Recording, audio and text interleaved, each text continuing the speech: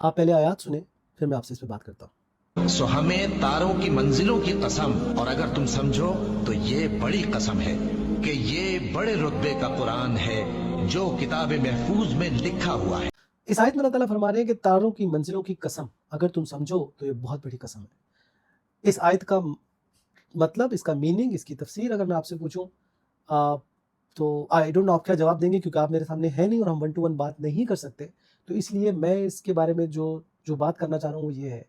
کہ ہو سکتا ہے آپ یا میں کہیں کہ اس میں اللہ تعالیٰ ستاروں کی منزلوں کی قسم کھا رہے ہیں۔ ستاروں کی منزلوں سے کیا مراد ہے، ہم کہیں گے ہمیں نہیں پتہ۔ بالکل صحیح بات ہے، ہمیں نہیں پتہ۔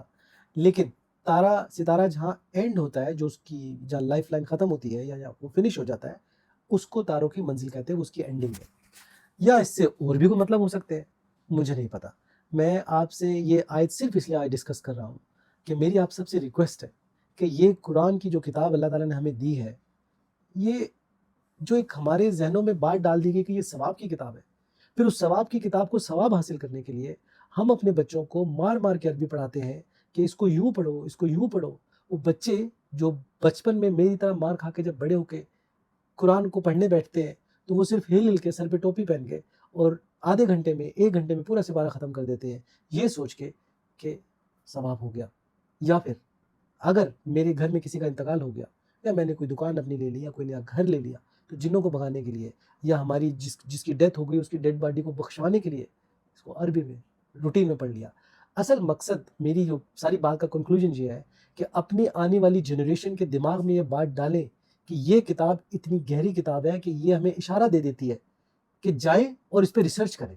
کیا ریسرچ کریں کہ میں نے کن ستاروں کی منزلوں کی بات کی ہے۔